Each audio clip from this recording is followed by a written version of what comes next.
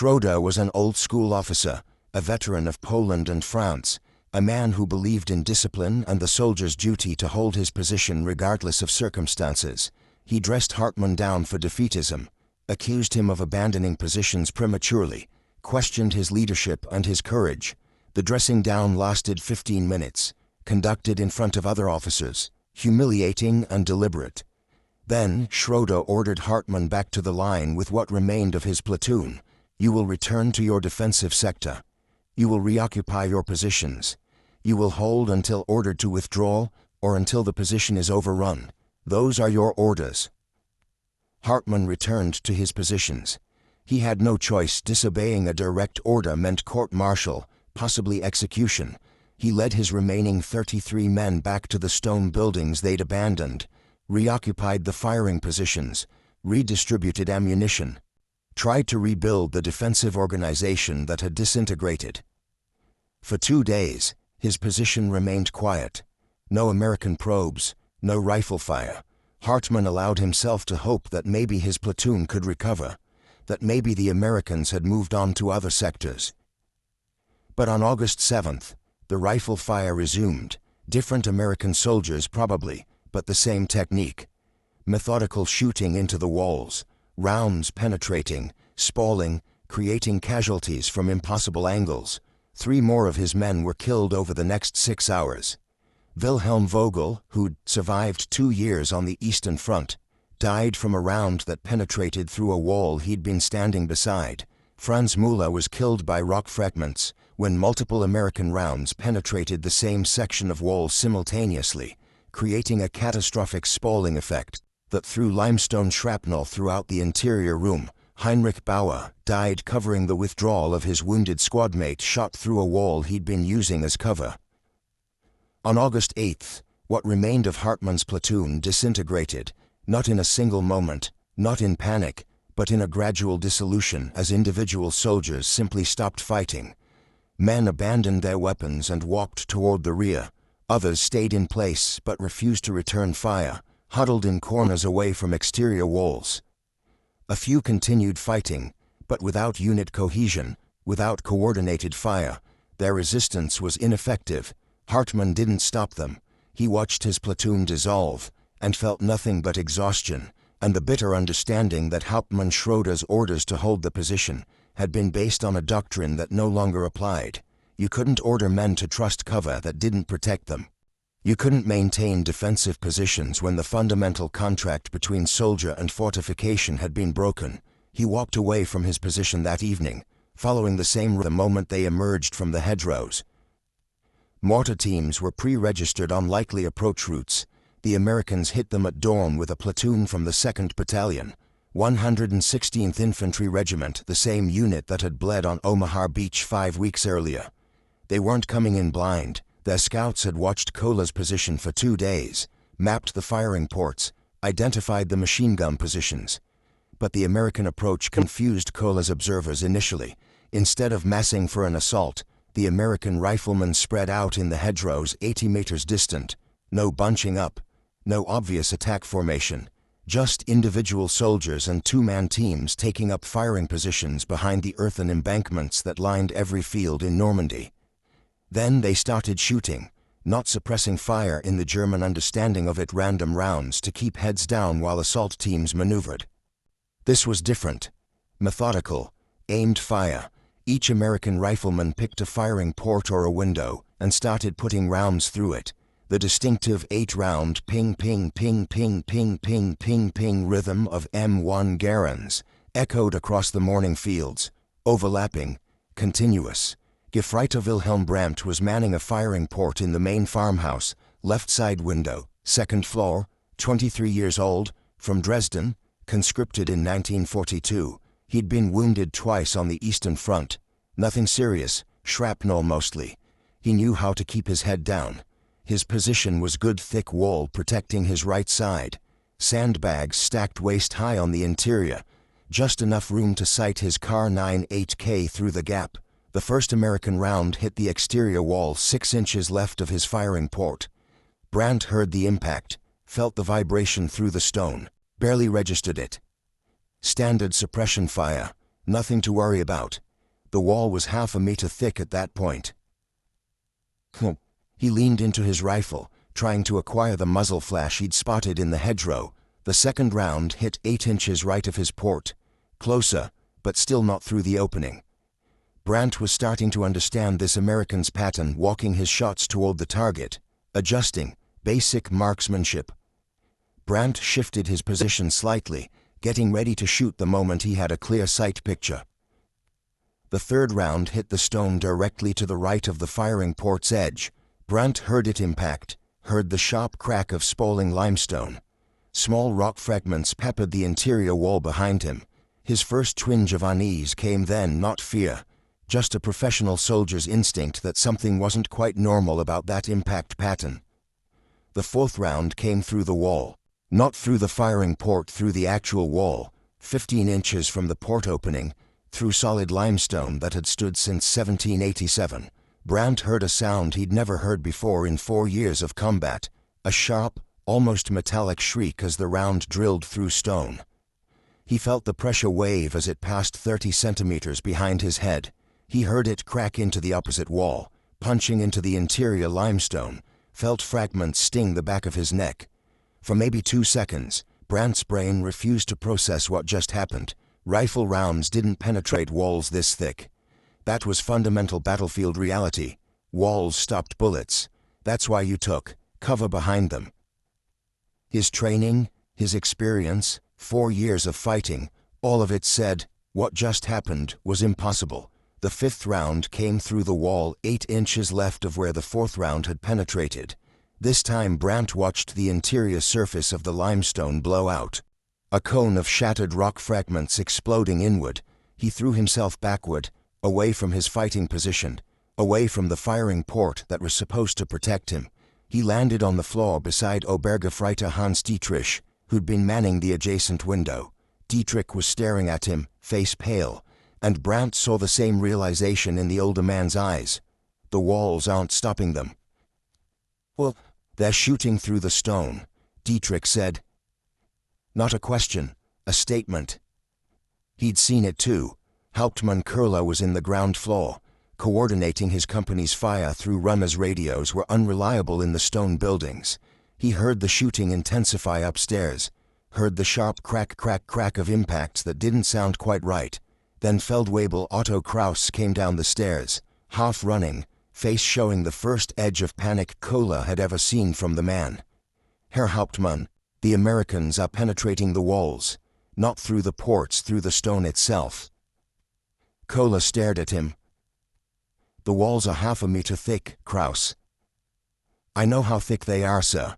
I'm telling you what's happening. Steinmetz took a round through his position.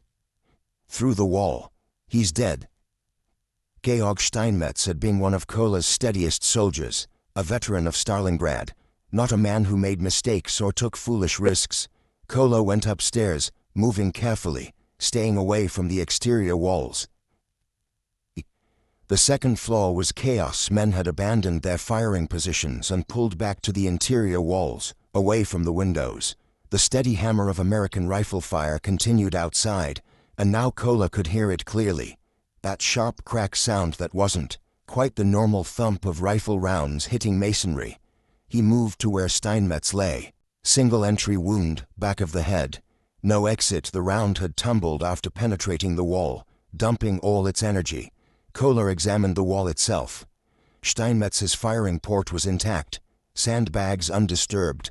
18 inches to the right was a small hole, maybe 8 millimeters wide, punched clean through the exterior limestone. Kohler put his finger against it, felt the sharp edges where the stone had been drilled out. He looked at the interior wall. Larger hole, maybe 15 centimeters across, surrounded by the spiderweb pattern of fractured limestone. The round had exited the wall with enough energy to kill a man and keep going into the opposite wall, where it finally stopped. Hauptmann Ernst Kurler was a rational man who believed in engineering and mathematics. A 7.92 millimeters Kar 98K round from his men's rifles had a muzzle energy of about 3,800 joules.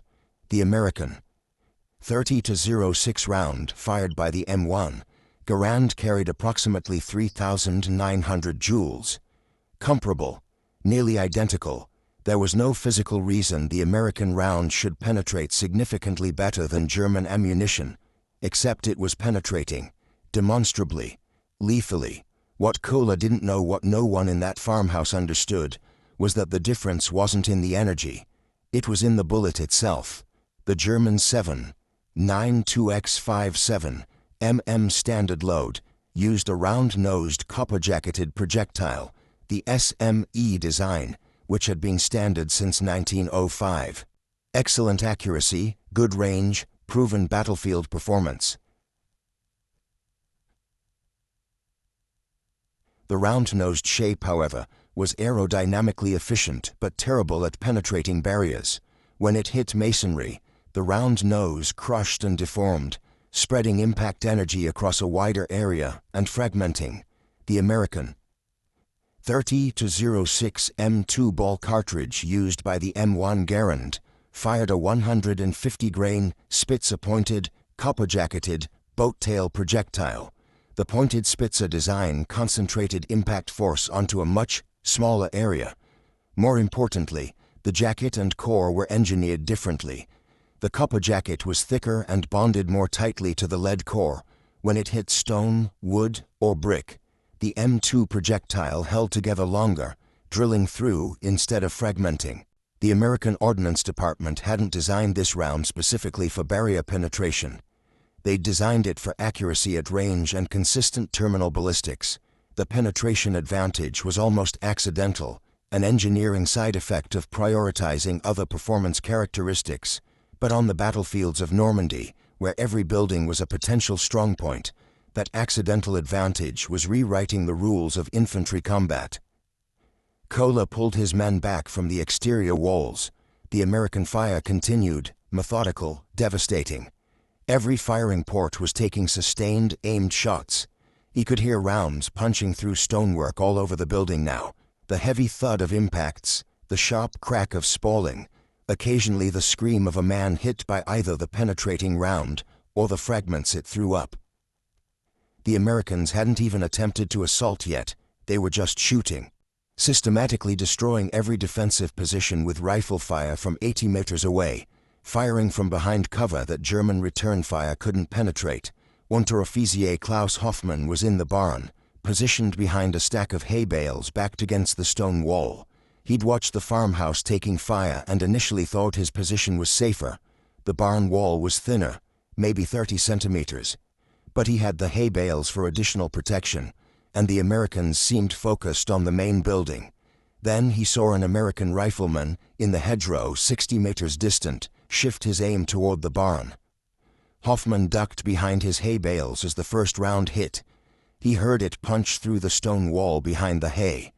The round passed completely through the bales, and they were dense packed hay, old and compressed before drilling the interior wall.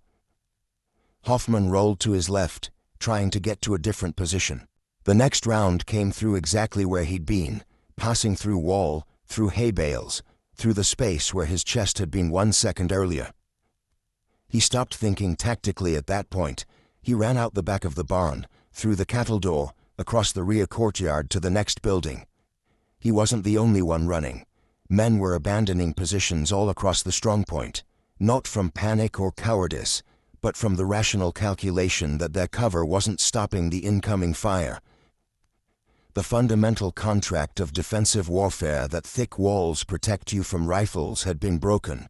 Kola watched his position disintegrate. His MG-42 teams couldn't maintain suppressing fire because they couldn't stay at their positions long enough to acquire and engage targets. His riflemen couldn't return effective fire because the moment they exposed themselves at a firing port, American riflemen put rounds through the walls beside the port, forcing them back.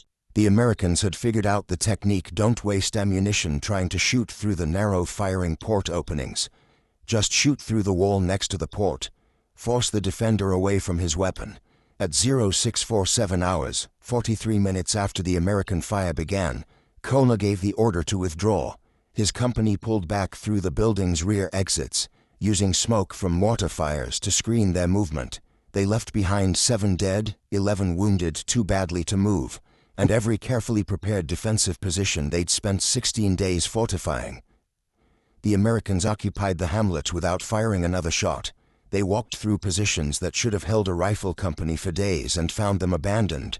Walls pockmarked with penetrations, interior spaces littered with limestone fragments, and ejected M1 Garand clips. Lieutenant Robert Hendricks, commanding the American platoon, examined the farmhouse afterward. He was a former high school history teacher from Ohio, commissioned in 1943, in France for 6 weeks. He ran his hand over the penetration holes in the stone walls, counted 16 separate impacts just in the ground floor. He'd known the M1 Garand was a good rifle, every soldier knew that, but he hadn't realized it could do this. None of them had. They'd just started shooting at targets they could see through firing ports, and when that didn't work, they'd adjusted, started shooting at the walls beside the ports. Basic fire and maneuver. Nothing special. But something special had happened here. Something that would ripple through Wehrmacht defensive doctrine for the rest of the war. That same day, 6 kilometers north, another German company abandoned another stone farmhouse under identical circumstances. American riflemen putting sustained fire through walls, forcing defenders away from positions that were supposed to be proof against small arms. 20 kilometers west, a Wehrmacht battalion commander filed a report noting abnormal penetration characteristics of American rifle ammunition and requesting immediate guidance on defensive position construction. The reports filtered up through division, corps, Army group levels, each level adding its own observations, its own casualty counts, its own increasingly desperate requests for information about how to defend against this, because that was the truly devastating thing. Nobody in the German command structure wanted to believe it at first. Stone walls had stopped rifle fire for 500 years. That was historical fact. The idea that American infantry rifles could negate the protective value of European masonry construction seemed absurd, but the casualties were real, the abandoned positions were real, and within 2 weeks, every German infantry division in Normandy was dealing with the same phenomenon. The defensive doctrine that had anchored German tactical thinking since 1939. Use buildings and walls as strong points, create interlocking fields of fire, and force the enemy to assault prepared positions that doctrine assumed your cover actually covered you. When it didn't, everything else fell apart. Hauptmann Kohler's 3rd Company never recovered its combat effectiveness. They fell back to secondary positions, then tertiary positions, always one step ahead of American infantry that no longer showed any hesitation about closing with German strongpoints. The Americans had learned something too, that their rifles could suppress defenders in buildings without having to call for artillery or tank support. That changed the tempo of infantry combat, made American advances faster, more aggressive. Kohler himself survived until August 19th, when his position near Falaise was overrun. He died holding a stone wall that hadn't protected him. The irony wouldn't have been lost on him, but back in July, in that moment when he stood in the farmhouse looking at Georg Steinmetz's body, and the neat hole punched through 18 inches of Normandy limestone, Kohler understood with absolute clarity that something fundamental had shifted. The Americans weren't just outfighting German infantry with superior numbers or firepower. They were doing it with a technological advantage so subtle that most soldiers on both sides didn't even understand what they were seeing. A bullet, a slightly different design, pointed instead of round-nosed, better jacket construction. Nothing revolutionary, nothing that would make headlines or change weapon specifications on paper, but in the hedgerows of France, where every wall was a battlefield and every building a potential tomb, that slight difference was rewriting the rules of infantry warfare, one penetration hole at a time. If you find this story engaging, please take a moment to subscribe and enable notifications. It helps us continue producing in-depth content like this. The penetration problem reached Wehrmacht High Command through channels that should have triggered immediate response, but didn't.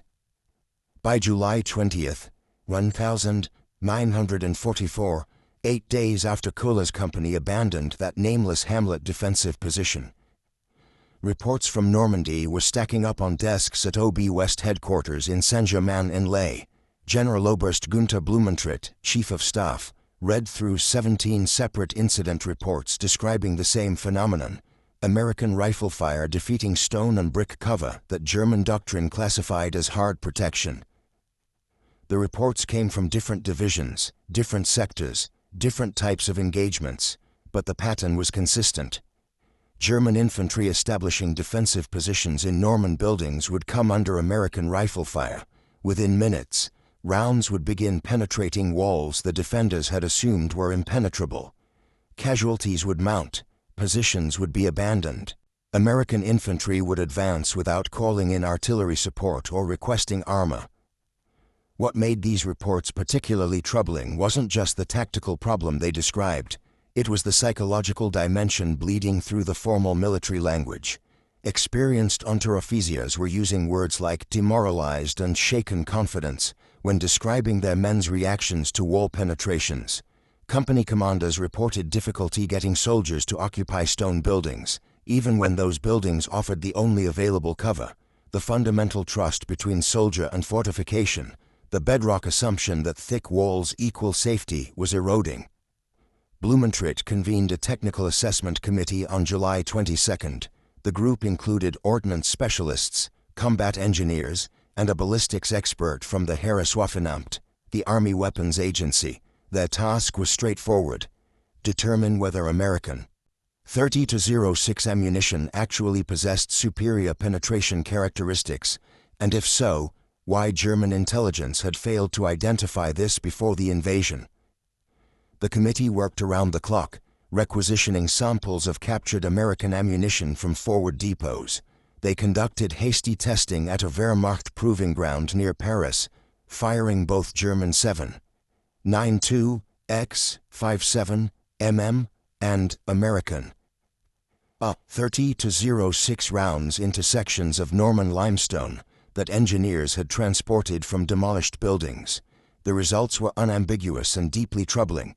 Against 40-centimeter limestone walls, the standard thickness in Norman farmhouse construction, the German S.M.E. ammunition achieved full penetration in approximately 28% of shots. The American M2 ball ammunition penetrated 78% of the time. Against brick construction, the differential was similar: 35% German penetration versus 81% American. Even against oak timber, common in barn doors and interior partitions, the American ammunition showed superior performance. The committee's findings, delivered 48 hours after convening, were simultaneously enlightening and damning. Yes, the American M2 ball .30-06 cartridge demonstrated measurably superior penetration against masonry, brick, and wood barriers compared to standard German 7.92 X57 mm ammunition. The difference stemmed from projectile design, specifically the pointed Spitze shape and improved jacket construction of the American round versus the round-nosed profile of German standard ammunition. But the truly damning discovery came when the ballistics expert, Hauptmann Dr. Werner Schultz, presented his historical analysis. He'd spent 6 hours in the Heereswaffenamt archives pulling ammunition development files from the previous 4 decades. What he found was a pattern of institutional blindness that had cost German infantry dearly. Schultz explained that German ordnance specialists had known about Spitze projectile designs since 1898, when France introduced the Barlet-D ammunition. Germany itself had experimented extensively with pointed projectiles between 1903 and 1905, ultimately adopting the Spitze design for the 7.92 X57 mm cartridge. Early German Spitze ammunition, designated S-Patron, had demonstrated excellent penetration characteristics in testing, but in 1905, responding to concerns about excessive ricochet danger and reports of through-and-through wounds that failed to incapacitate enemy soldiers quickly, the Heereswaffenamt had modified the design. The SME variant adopted that year used a slightly more rounded profile and softer core construction that enhanced terminal ballistics against human targets but reduced barrier penetration. This was considered an acceptable trade-off in an era when most infantry combat still occurred in open terrain. The decision had been revisited in 1918, when trench warfare had demonstrated the importance of penetrating wood, sandbags, and earthworks. A technical committee had recommended developing improved penetration ammunition, but the armistice arrived before any modifications could be implemented. In the interwar years, with Germany restricted to a small army by Versailles Treaty limitations, ammunition development had focused on cost reduction and manufacturing efficiency, rather than performance optimization. When German rearmament began in the mid-1930s, the Wehrmacht had simply scaled up production of existing S.M.E. ammunition. No one had questioned whether a cartridge designed in 1905 for open field warfare remained optimal for the urban and semi-urban combat environments of modern mechanized warfare. The institutional memory of the 1918 penetration studies had been lost in the chaos of demobilization and the personnel discontinuities of the Versailles period. So Germany had entered World War II with ammunition that was, by 1944 standards, optimized for the wrong tactical environment. The Americans, developing their 30-06 M2 ball cartridge in the late 1930s, with no institutional baggage from World War I, had prioritized long-range accuracy and consistency. The superior penetration was almost accidental, a side effect of using modern manufacturing techniques and projectile designs that happened to be ideal for the building-to-building warfare that would characterize European combat. Schultz's presentation left the committee in uncomfortable silence. The penetration problem wasn't a failure of German engineering or metallurgy. It was a failure of doctrine and institutional learning. The Wehrmacht had gone to war with ammunition designed for yesterday's battlefield. The committee's report included a recommendation that should have been obvious. Immediately develop and field test improved barrier penetration ammunition for German infantry rifles. Schultz estimated development timeline at 6 to 8 weeks. They could essentially resurrect the 1918 penetration studies and apply modern manufacturing techniques. Field deployment would take 4 to 6 months, assuming no production delays, and assuming ammunition plants weren't bombed or disrupted by the deteriorating strategic situation. The report sat on Blumentrit's desk for 3 days. He read it twice, understood its implications, and also understood that it was meaningless. By late July 1944, Germany was fighting for survival on 3 fronts. The Eastern Front was collapsing in Belarus under the Soviet summer offensive. Italy was a bleeding wound. Normandy was becoming a catastrophe. Resources that might have gone to ammunition development were being diverted to jet fighters, V-weapons, and increasingly desperate attempts to maintain production of basic war materiel. Blumentritt forwarded the report to higher headquarters with a notation that battlefield conditions in Normandy made any medium-term ammunition redesign program strategically irrelevant. By the time new ammunition that could reach frontline units, those units would either be destroyed or pushed back into Germany. The Normandy campaign would be decided long before improved ammunition arrived. Better to focus on immediate tactical adaptations than on engineering solutions that couldn't be implemented in time. So the tactical guidance sent to field commanders on July 28 ignored ammunition entirely and focused on revised defensive doctrine.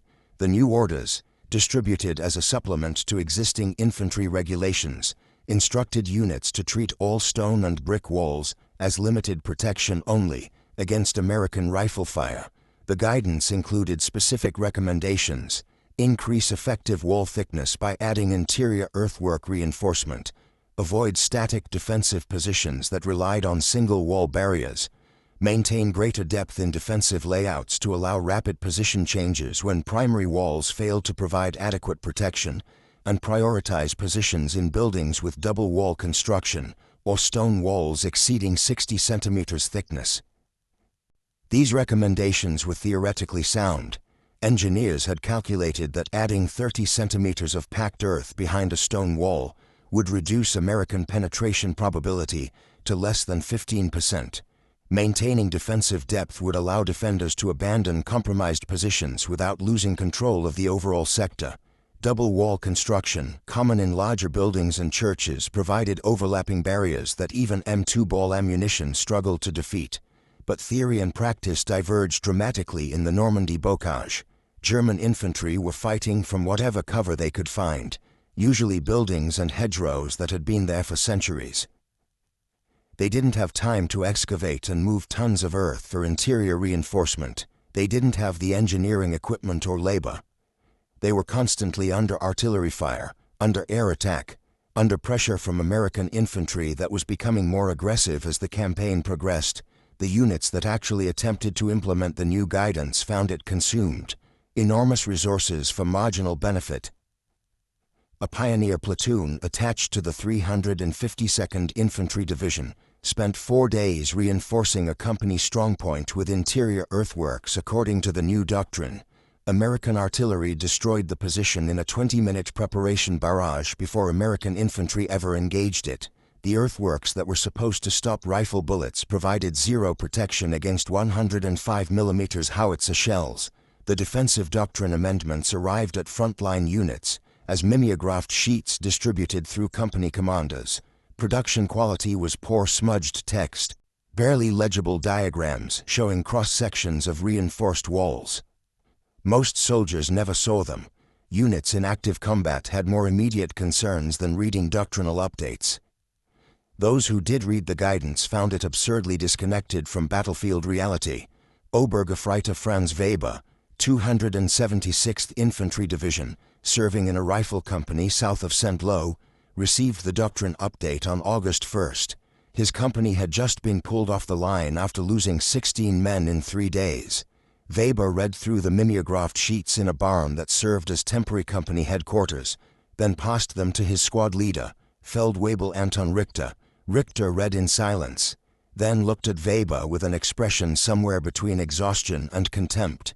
They tell us stone walls won't stop American bullets, as if we hadn't already learned that lesson with our blood. They tell us to build thicker walls, as if we have concrete and time and aren't being shelled every hour. They tell us nothing useful. Weber later wrote about this moment in a letter that reached his family through Red Cross channels after he was captured in August. The letter, preserved in family archives, captures the disconnect between high command thinking and frontline reality. The officers in their headquarters, safe behind the Seine, send us papers explaining what we already know, that we are dying because our cover is not enough. But they send no engineers, no materials, no time to build what they tell us we need. They send only papers and orders to hold positions that cannot be held. This sentiment that higher command was issuing guidance disconnected from operational reality pervaded German infantry units throughout August. The revised defensive doctrine hadn't solved the penetration problem. It had simply acknowledged it officially, which somehow made it worse. Soldiers who'd been hoping that technical experts would identify a solution instead learned that there was no solution, only recommendations that couldn't be implemented. Meanwhile, American infantry were learning their own lessons, and unlike the German command structure, they were learning them bottom-up, from riflemen who experimented and shared techniques. The initial wall penetrations in early July had been almost accidental soldiers shooting at firing ports, bullets hitting adjacent stonework, unexpected penetrations, but by late July, American rifle companies were deliberately employing barrier penetration tactics. The technique spread through informal networks that bypassed official channels entirely. Soldiers talked to each other during brief rest periods behind the lines, sharing observations about what worked. We were shooting at this farmhouse.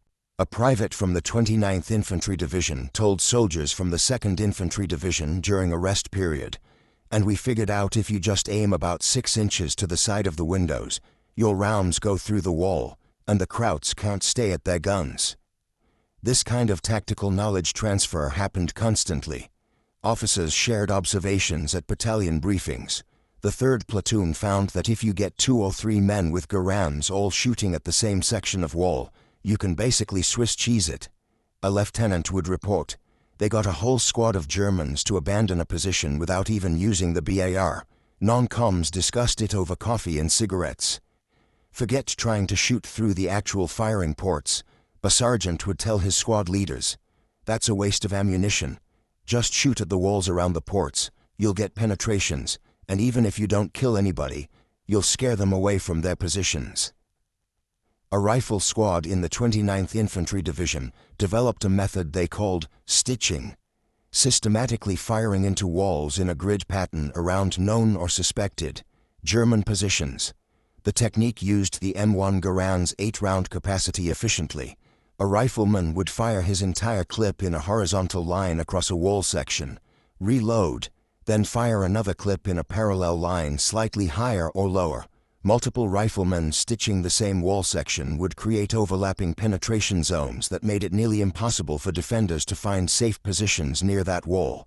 Another squad in the 1st Infantry Division, the Big Red One, discovered that firing at steep angles into walls shooting slightly downward from elevated positions created unpredictable fragment patterns inside buildings. The spalling effect when rounds penetrated stone at oblique angles threw rock fragments in directions the defenders couldn't predict or shield against. These fragments were often more dangerous than the penetrating rounds themselves, creating wounds from directions that seemed impossible. A platoon from the 9th Infantry Division developed what they called the piano technique. Riflemen spread out at different distances from a target building, from 50 to 100 meters, all firing at the same wall sections but from different angles. The varied trajectories meant penetrating rounds entered the building's interior at different angles, covering more internal space and making it harder for defenders to identify safe zones. These weren't official tactics. They didn't appear in training manuals or after-action reports filed with division headquarters. They were field expedients developed by combat soldiers who realized their rifles could do something the pre-invasion training at Fort Benning had never mentioned. The M1 Garand's semi-automatic capability meant each rifleman could fire 8 aimed shots in rapid succession, walking rounds across a wall face, probing for weak points, creating multiple penetration paths, all without the delay of manually cycling a bolt-action rifle. This bottom-up tactical evolution represented a form of organizational learning that German forces, increasingly rigid and hierarchical as the war situation deteriorated, couldn't match. American infantry units were adapting faster than German defensive doctrine could respond, because the Americans were adapting at the squad level, where observation and implementation collapsed into the same decision cycle. By the time German higher command identified a tactical problem, drafted guidance, and disseminated it to frontline units, American soldiers had already moved on to the next adaptation. German soldiers experienced this evolution as an inexorable tightening of pressure. Positions that might have held for hours in early July were being neutralized in minutes by late July. Buildings that seemed like natural strongpoints became death traps when American riflemen suppressed them from multiple angles simultaneously, putting sustained fire through walls from directions the defensive plans hadn't accounted for. The psychological impact was cumulative and devastating. Each wall penetration, each casualty from a round that came through what should have been solid protection, each abandoned position, added to a growing conviction among German infantry that they were fighting at a fundamental disadvantage that had nothing to do with courage or skill, and everything to do with equipment. They couldn't change, and tactics couldn't counter. Lieutenant Friedrich Hartmann, commanding a platoon in the 353rd Infantry Division, watched this dynamic destroy his unit over a 2-week period in early August. His platoon occupied a series of stone houses along a secondary road 3 kilometers west of WWII. The positions were good by any reasonable standard, intersecting fields of fire. Natural choke points created by hedgerows and sunken roads, pre-registered mortar concentrations covering likely American approach routes. His men were veterans, most of them survivors from the Eastern Front, soldiers who'd held positions against Soviet infantry assaults at Kursk, men who understood defensive warfare and weren't easily rattled. On August 3rd, an American patrol probed his forward positions. Standard reconnaissance, nothing aggressive. 2 scout teams, maybe 8 men total, moving carefully through the hedgerows. Hartmann's men engaged at 150 meters, drove them back with rifle and machine gun fire. No American casualties observed. The patrol withdrew after a brief firefight. Textbook defensive success, the kind of engagement that validated everything Hartmann had learned about holding prepared positions. The next morning, 4 American riflemen occupied hedgerow positions 70 to 90 meters from Hartmann's main strongpoint. They didn't attack, they didn't maneuver. They just started shooting, methodical, aimed fire into the stone walls of Hartmann's buildings. The distinctive 8-round ping-ping-ping-ping-ping-ping-ping rhythm of M1 Garands echoed across the morning fields, overlapping as the riflemen staggered their reloads. Within 20 minutes, 2 of his soldiers were wounded by penetrating rounds. Gefreiter Paul Schmidt took a round through his shoulder. The bullet had punched through 45 centimeters of stone wall, passed through Schmidt's position, and embedded itself in the opposite wall. Gefreiter Ludwig Brenner was hit by rock fragments when a round penetrated next to his firing port, the spalling limestone catching him across the face and neck. Neither wound was life-threatening, but both men had to be evacuated, and the manner of their wounding through walls they'd trusted affected the rest of the platoon visibly. Within an hour, Hartmann's forward position was untenable, not because it was destroyed or under overwhelming fire, but because his men refused to stay near the exterior walls. They'd pulled back to interior rooms, huddled against internal partitions, away from the systematic American fire. The defensive position that Hartmann had carefully organized, with overlapping fields of fire and designated shooting positions, had collapsed. His soldiers were still alive, still armed, still theoretically capable of defending, but they couldn't defend effectively from interior rooms with no firing ports. Hartmann pulled them back to his secondary position, 200 meters to the rear, another set of stone buildings that he'd prepared as a fallback line. The withdrawal was conducted properly, under covering fire from his machine gun teams. No casualties during the movement. Tactically, it was executed well, but it was also a defeat. 4 American riflemen had forced an entire German platoon to abandon a strongpoint without attempting an assault, without taking casualties, without even exposing themselves to effective return fire. Hartmann understood intellectually what had happened. The American ammunition penetrated walls better than German ammunition, creating a standoff engagement where German defensive advantages were negated, but understanding it didn't help him solve it. By afternoon, the American riflemen had advanced, occupied the abandoned buildings, and were shooting at Hartmann's new positions. Same technique, same methodical wall penetration, same psychological effect on his soldiers. The defensive depth he'd built into his position, which was supposed to allow him to trade space for time, was evaporating without inflicting meaningful casualties on the Americans. By evening, Hartmann had lost 5 men, 2 killed, 3 wounded without ever seeing more than 4 American soldiers. His platoon, which had numbered 38 men that morning, was down to 33 effectives, and those remaining were showing signs of what Hartmann could only describe as moral disintegration. These weren't cowards or inexperienced troops. They were veterans who'd survived campaigns that had destroyed entire divisions. But something about this engagement, the invisible enemy, the walls that didn't protect, the casualties from directions that should have been safe, had broken something fundamental in them. The psychological impact devastated his platoon more than the casualties did.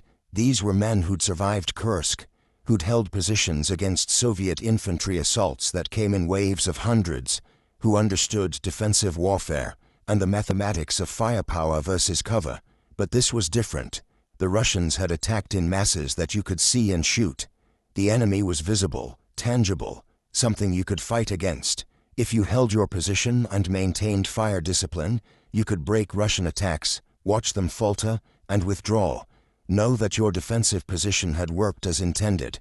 The Americans were killing from positions where German return fire was ineffective, using rifles to do what machine guns and artillery should be necessary for. There was no visible mass of attackers to break, no assault wave to repel. Just a few riflemen in hedgerows systematically dismantling defensive positions through a capability German doctrine didn't account for. The psychological equation of defensive warfare that prepared positions give the defender overwhelming advantages had been inverted, and Hartmann's men couldn't process it. On August 5th, Hartmann's platoon withdrew without orders, abandoning positions that were still technically defensible from a tactical perspective. The buildings were intact, his weapons were functional, his ammunition supply was adequate, but his men were done. They walked away from their positions in small groups, heading toward the rear, toward anywhere that wasn't under that precise, wall-penetrating American fire. Hartmann made no effort to stop them. He walked with them, his pistol holstered, his map case still over his shoulder, still technically in command of a unit that had ceased to exist as a fighting force. He reported to his company commander, Hauptmann Victor Schroeder, that his platoon was combat ineffective due to morale collapse. Schroeder was an old-school officer, a veteran of Poland and France, a man who believed in discipline and the soldier's duty to hold his position regardless of circumstances. He dressed Hartmann down for defeatism, accused him of abandoning positions prematurely, questioned his leadership and his courage.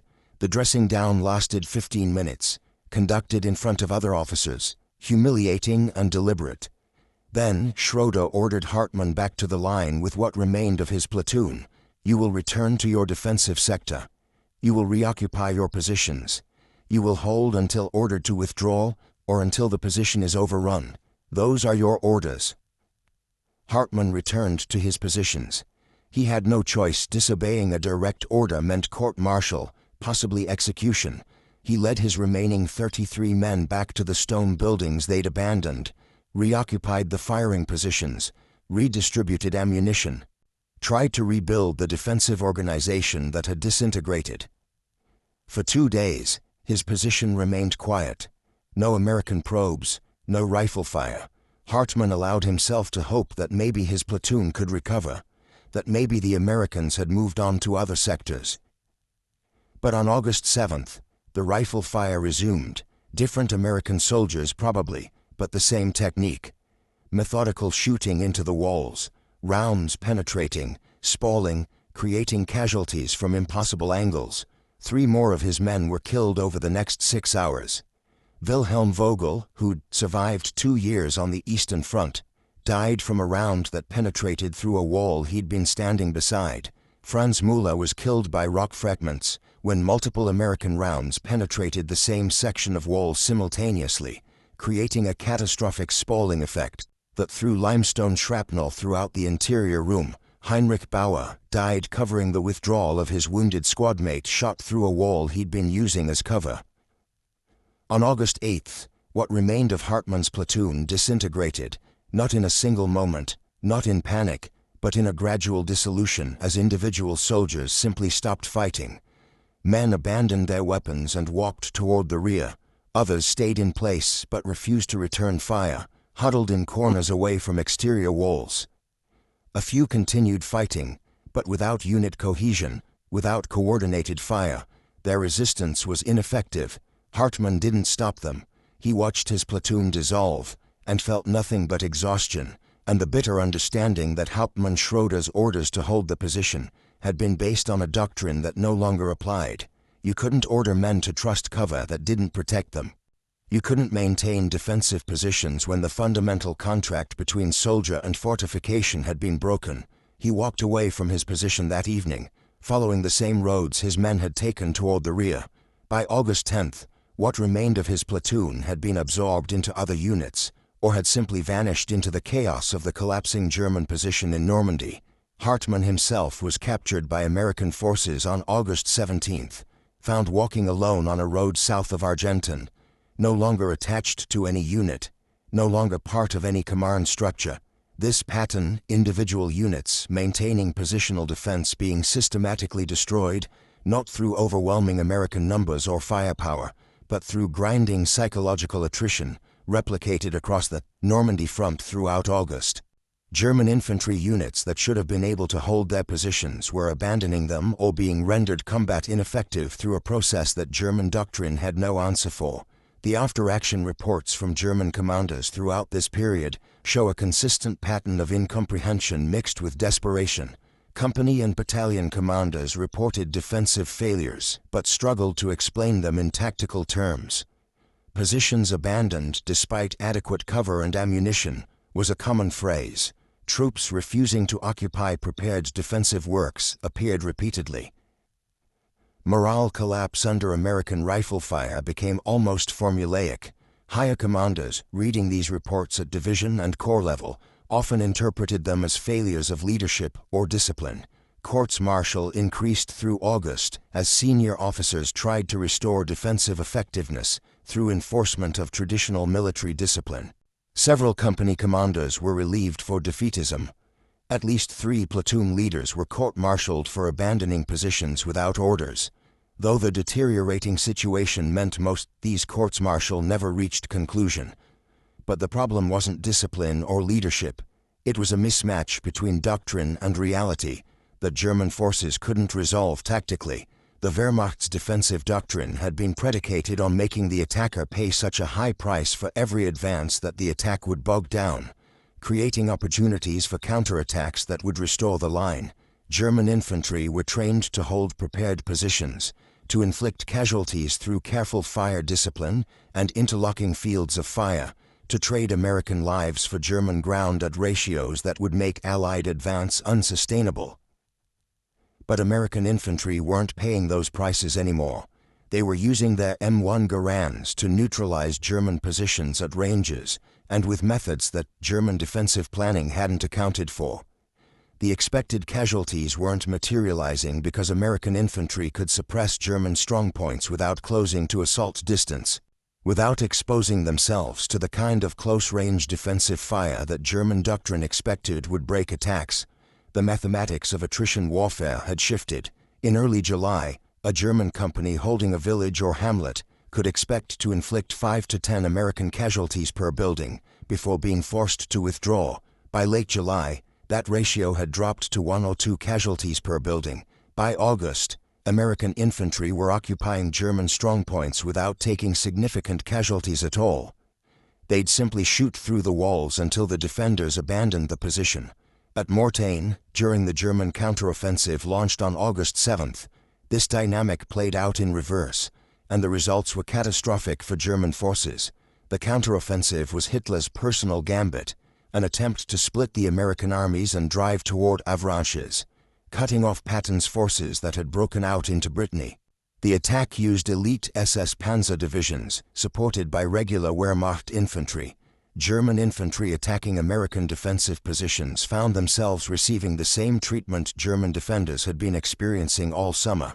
American soldiers in stone houses and buildings around Mortain used their Garands to fire through walls at advancing German infantry, creating casualties among attackers who thought they were using proper tactical spacing and cover. Oberst Rudolf von Gersdorf, commanding elements of the counterattack's infantry component, watched his assault companies take casualties from American positions that his men couldn't suppress effectively with return fire.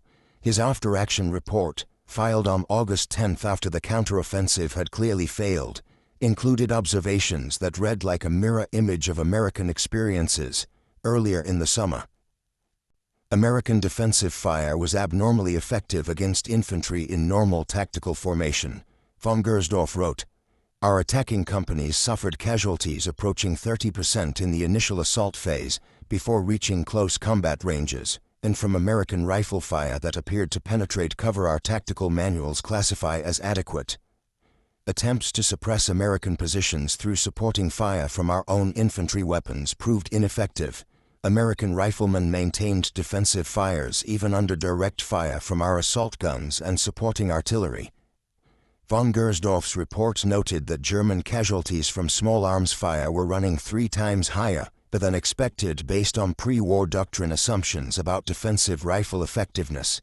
He didn't explicitly connect this to ammunition penetration characteristics either. He hadn't been briefed on the technical assessments from late July, or he didn't make the connection, but the implication was clear in his tactical observations. The Mortain counteroffensive collapsed within days. German forces lost over 100 tanks and self-propelled guns, thousands of infantry, and whatever remaining offensive capability they'd possessed in Normandy. With it went the lost German hope of containing the Allied breakout. By mid-August, the remnants of German forces in Normandy were trapped in the Falaise pocket, where they were systematically destroyed by Allied air power and artillery, as German forces retreated toward the Seine and then back toward the German border. The wall penetration problem became almost irrelevant operationally, not because it was solved, but because German infantry were no longer holding static defensive positions. They were conducting fighting withdrawals through open country, moving at night, avoiding contact whenever possible. Buildings and stone walls were occasional features in the landscape, not the primary terrain that defined tactical engagements. But the psychological damage remained, and it would persist through the rest of the war. German infantry who'd survived Normandy carried with them into the fighting in Belgium, Holland, and eventually Germany itself a fundamental mistrust of stone structures as protection against American rifle fire. This wasn't superstition or irrationality, it was learned behavior based on painful experience. After-action reports from September and October 1944, as Allied forces pushed toward the German border, repeatedly noted that German soldiers preferred to dig field fortifications rather than occupy existing buildings, even when those buildings would have provided better protection against artillery and weather. Divisional commanders observed this behavior and sometimes interpreted it as another manifestation of the morale problems that had plagued German forces since Normandy, but frontline soldiers understood it differently. "We dug foxholes even when there were perfectly good buildings nearby," wrote Unteroffizier Martin Fischer in his memoir published in 1953. "The officers thought we were being foolish, wasting energy on digging when we could have just occupied the buildings. But we'd learned in France that American rifles went through walls. In a foxhole, at least you knew the earth would stop the bullets. In a building, you had no idea if the walls would protect you or not. Better to trust the earth than trust walls that had already killed too many of our comrades." This preference for field fortifications over buildings had tactical consequences throughout the fall campaign. German defensive positions were easier for Allied artillery and air power to suppress when defenders were in open foxholes rather than buildings. German infantry took higher casualties from indirect fire and air attack, but they persisted in avoiding buildings when possible because the perceived risk from American rifles outweighed the actual increased vulnerability to artillery. This wasn't entirely irrational. The M1 Garand's penetration advantage remained consistent across different theaters and different types of construction. In Aachen, during the bitter urban fighting in October 1944, American riflemen used the same wall penetration techniques they'd developed in Normandy.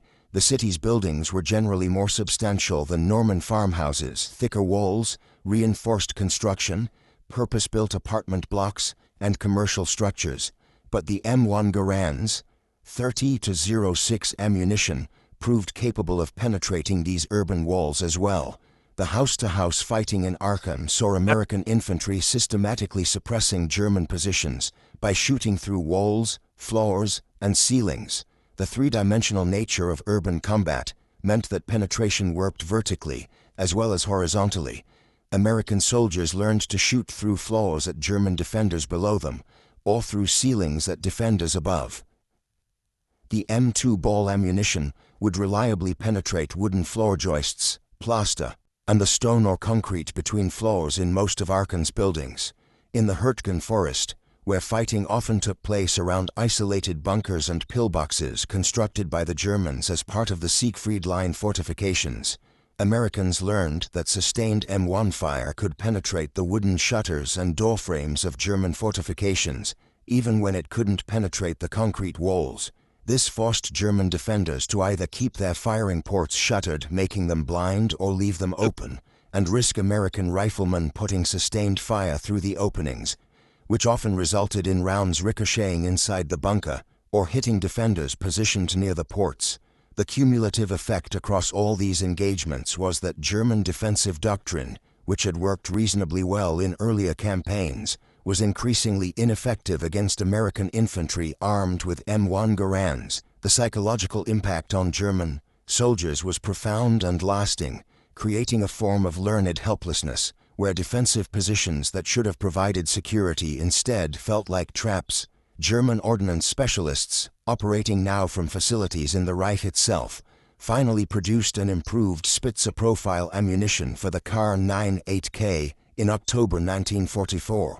The development had been rushed just 3 months from authorization to initial production, and the ammunition reflected that haste.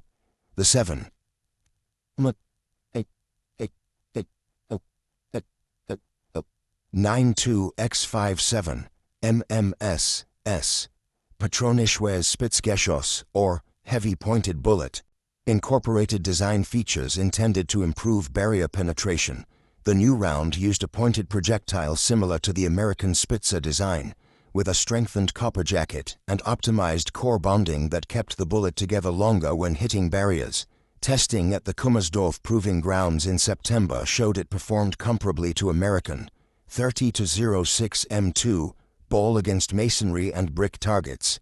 Against 40 cm limestone, the SS Patron achieved 73% penetration versus 78% for the M2 ball, close enough that the practical difference would be negligible in combat.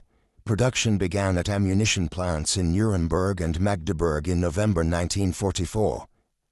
Initial delivery to frontline units occurred in December, with priority going to Western Front divisions facing American forces. Total quantity delivered before production facilities were overrun by Allied forces or destroyed by bombing in early 1945, approximately 18 million rounds.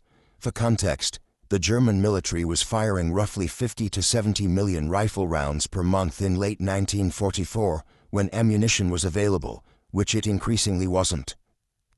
The improved S. Patron ammunition represented less than 3 weeks of average consumption, delivered over a 3-month period, to an army that was already disintegrating under pressure from both east and west. Most soldiers never encountered it. Distribution was chaotic in the winter of 1944 to 1945, with ammunition supplies often failing to reach frontline units due to transportation disruptions, bombing of rail networks, and the general breakdown of German logistics. Those soldiers who did receive the new ammunition found it made negligible difference in tactical outcomes, not because it didn't work as advertised, but because by early 1945, ammunition characteristics were irrelevant to Germany's strategic situation.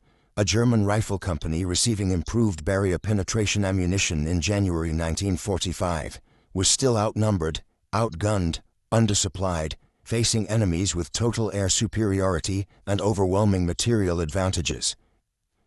Better bullets didn't change those fundamental realities. The penetration advantage that might have mattered in July 1944, when the Normandy campaign could still have taken different trajectories, was meaningless in January 1945, when Germany was simply fighting to delay inevitable defeat. The United States military, meanwhile, conducted extensive studies in 1945 and 1946, analyzing the effectiveness of the M1 Garand in European combat. Army Ground Forces published a comprehensive assessment in March 1946 titled Combat Effectiveness of Infantry Small Arms, European Theater 1944 to 1945. The report ran to 247 pages and covered every aspect of infantry weapons: performance, reliability, maintainability, accuracy, rate of fire, logistics, and soldier preference. The barrier penetration characteristics received surprisingly little attention in the official report. Army analysts focused primarily on rate of fire, reliability, and the psychological advantages of semi-automatic operation. The ability of the M1 to fire 8 rounds as fast as the soldier could pull the trigger was identified as the weapon's single most significant advantage over German bolt-action rifles. The report noted that American infantry could generate 3 to 4 times the volume of fire of German infantry in typical tactical engagements, and this fire superiority had consistently provided tactical advantages in combat. Penetration was mentioned briefly in a technical appendix covering ballistic performance against intermediate barriers. The report noted that M2 ball 30-06 ammunition demonstrated satisfactory penetration of common battlefield cover materials including wood, masonry, and light earthworks. But there was no detailed analysis of how this affected tactical outcomes, no discussion of the psychological impact on enemy forces, no recognition that this might have been a decisive advantage in the close-terrain fighting of Normandy and the urban combat in German cities. This was partly because American soldiers themselves didn't fully understand what they'd been doing. Most riflemen who'd successfully suppressed German positions by shooting through walls thought they'd just gotten lucky. hit weak spots in the masonry, or caught German soldiers in the open. The systematic nature of the M2 ball's penetration advantage wasn't obvious to the men pulling the triggers. It felt like good marksmanship and aggressive tactics, not like exploiting a technical advantage. It was only in post-war analysis, when researchers compared German and American ammunition against standardized barrier materials under controlled conditions, that the full extent of the penetration differential became clear. The research was conducted at Aberdeen Proving Ground in Maryland in 1947, part of a comprehensive study of small arms ammunition performance. Engineers constructed test barriers using materials sourced from Europe, actual Norman limestone, German brick, European oak timber, trying to replicate the conditions soldiers had encountered in combat. The testing was methodical and extensive. Each ammunition type was fired at different barriers from different ranges, with multiple trials to establish statistical significance. The results were documented in technical reports that exist today in Army archives, dry compilations of ballistic data that tell a story the soldiers never fully understood. The M2 ball, 30-06 round fired by the M1 Garand would reliably penetrate barriers that stopped German 7, 9, 2X, 5, 7, MS, ME ammunition 60 to 70% of the time in standardized testing. Against typical Norman limestone construction, specifically 40-centimeter walls using Cairn limestone or similar materials, the difference was even more pronounced: 78% American penetration versus 28% German penetration. Against German brick construction common in urban areas, M2 ball achieved 81% penetration versus 35% for SME. These numbers, compiled in sterile testing facilities years after the war, represented thousands of German soldiers who'd crouched behind walls that didn't protect them. They represented tactical decisions made on the assumption that stone meant safety, defensive doctrines written before anyone realized a slightly different bullet design could make centuries-old fortifications obsolete against rifle fire. They represented the gap between what German military doctrine promised and what German soldiers experienced. A gap measured in penetration percentages and filled with casualties. The Aberdeen studies also revealed something interesting about the improved German SS Patron ammunition, developed in 1944. When tested against the same barriers, it performed almost identically to the American M2 ball: 73% penetration versus 78% against limestone, 79% versus 81% against brick. The Germans had solved the technical problem. They'd designed ammunition that matched American performance, but they'd solved it too late, produced it in insufficient quantities, and distributed it into a military situation where technical advantages no longer mattered. In 1952, NATO standardization trials evaluated various rifle cartridges for adoption as the alliance's standard infantry round. The trials were conducted at multiple proving grounds across Europe and North America, with representatives from all NATO militaries participating. The goal was to select a single standard cartridge that would be used by all member nations, simplifying logistics and ammunition supply in any future conflict. The 7.62 x 5.1 mm NATO cartridge that emerged from these trials incorporated specific design requirements derived from World War II experience. The technical specifications explicitly included barrier penetration as a key performance metric. The M80 ball round, adopted as NATO standard, used a pointed, boat-tail projectile with bonded core construction, specifically optimized for penetrating light barriers and intermediate cover. The NATO trials tested candidate ammunition against standardized barrier materials, including 40-centimeter limestone, the Normandy farmhouse standard, 30-centimeter brick wall, 20-centimeter reinforced concrete, 10-centimeter oak planking, and various intermediate barriers like sandbags, earthworks, and light vehicle bodies. To be acceptable, ammunition had to achieve minimum penetration percentages against each barrier type. Those percentages were derived directly from analysis of M1 Garand performance in World War II.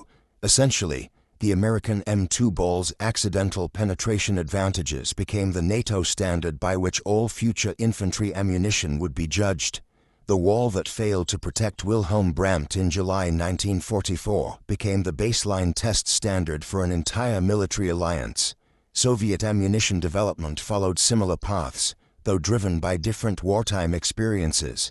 The 7.62x3.9 mm intermediate cartridge, used in the AK-47, and the 7.62x54 mmR, used in the SVD rifle, both employed Spitzer projectiles with penetration characteristics superior to World War II era. German ammunition, Soviet testing, conducted in the late 1940s and early 1950s, evaluated ammunition performance against typical European construction, which meant German and Eastern European buildings captured during the Soviet Cold advance. Cold War-era military manuals from both sides explicitly discussed barrier penetration as a key characteristic of infantry ammunition. NATO training materials taught soldiers to expect their rifles to penetrate standard building materials at combat ranges. Soviet bloc training emphasized the same capability. The requirement that infantry ammunition must defeat these barriers was taken as fundamental, obvious, not worth extensive explanation. But it wasn't obvious in 1944. It had been learned, painfully, by German soldiers who discovered too late that the walls their doctrine told them would protect them were transparent to American rifles. The M1 Garand that fired those penetrating rounds survives today in museums and private collections across America. Many veterans brought them home as souvenirs after the war, taking advantage of programs that allowed soldiers to purchase their service weapons. Their heavy rifles, weighing 9.5 pounds empty, elegantly machined, beautifully balanced. Collectors admire the craftsmanship, the distinctive ping of the ejecting N-block clip, the smooth operation of the gas piston system that John Garand designed in the 1930 seconds. The rifles sit in display cases and gun safes, maintained carefully, sometimes still fired at ranges by enthusiasts who appreciate their historical significance and mechanical elegance. Almost none of the collectors or historians who preserve these weapons know that this rifle's most significant tactical advantage in World War II was something John Garand never designed for, something Army Ordnance never advertised, something that emerged accidentally from engineering decisions made to optimize other performance characteristics. A pointed bullet, a bonded jacket, a slightly different approach to projectile construction. Nothing revolutionary, nothing that would impress ordnance engineers or warrant press releases. The M2 ball cartridge development in the late 1930 seconds focused on accuracy at range and consistency in terminal ballistics. The engineers at Frankfurt Arsenal weren't thinking about penetrating Norman farmhouse walls or German brick buildings. They were optimizing for target shooting performance and meeting military specifications for effective range and stopping power. But in the hedgerows of Normandy, against the stone walls of France, those subtle differences rewrote the tactical equations of infantry combat. They turned buildings from strong points into traps. They made cover into concealment. They taught an entire generation of German soldiers that the walls couldn't protect them anymore. Hauptmann Ernst Kohler, who'd abandoned that nameless hamlet on July 12, never knew that his experience was being replicated simultaneously across 100 kilometers of front. He never knew that reports of his company's collapse had contributed to a technical analysis that recommended ammunition Germany couldn't produce in time.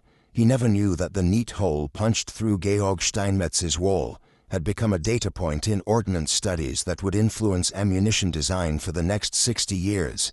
He knew only that the walls hadn't been thick enough, that American rifles had killed his men through barriers German doctrine said were safe, that when he'd ordered his company to withdraw from positions they should have held, he hadn't been wrong, the doctrine had been wrong. The walls had failed because someone, somewhere in the American ordnance system, had made different engineering choices when designing ammunition, choices that seemed minor on specification sheets, but were lethal in the specific tactical environment of 1944 France. Cola died near Falaise in August, still fighting, still trying to hold positions that couldn't be held. He died believing, probably, that Germany had lost because of overwhelming enemy numbers and resources, the standard explanation offered at every level of German military thinking. He never understood that sometimes wars are decided by subtleties, by engineering differences measured in millimeters and jacket construction techniques, by the cumulative effect of thousands of tactical engagements, where one side's ammunition performed slightly better against barriers than the other side's. That lesson, learned in blood and limestone fragments, became the foundation of modern understanding about infantry weapons and urban warfare. The penetration requirement now built into every military rifle specification traces back to those July days in 1944, when American riflemen discovered their Garands could shoot through walls, and German soldiers discovered their walls weren't thick enough. The physics were always there. The ballistics were predictable if anyone had thought to test them comprehensively before the war. The engineering was straightforward once someone identified it as a requirement. But in 1944, this knowledge existed only in scattered fragments. American soldiers learning it through trial and error in hedgerow combat, German soldiers learning it through casualties and abandoned positions, ordnance specialists on both sides eventually documenting it in technical reports that arrived too late to matter. Someone had to learn it the hard way. In the history of military technology, someone always does. The difference between ammunition that penetrates walls and ammunition that doesn't seems minor until you're the soldier crouching behind that wall, trusting your life to doctrine that promised you'd be safe, but learning in the last seconds of your life that the doctrine was wrong. That knowledge, purchased with German casualties across the battlefields of France, became the inheritance of every military that came after. The NATO standards, the Soviet specifications, the ammunition that fills magazines in rifles across the world today. All of it traces back to the moment when Wilhelm Brandt watched an American round punch through solid limestone and understood that everything he'd been taught about cover was obsolete. The walls weren't thick enough. They never would be again. Thank you for watching. For more detailed historical breakdowns, check out the other videos on your screen now, and don't forget to subscribe.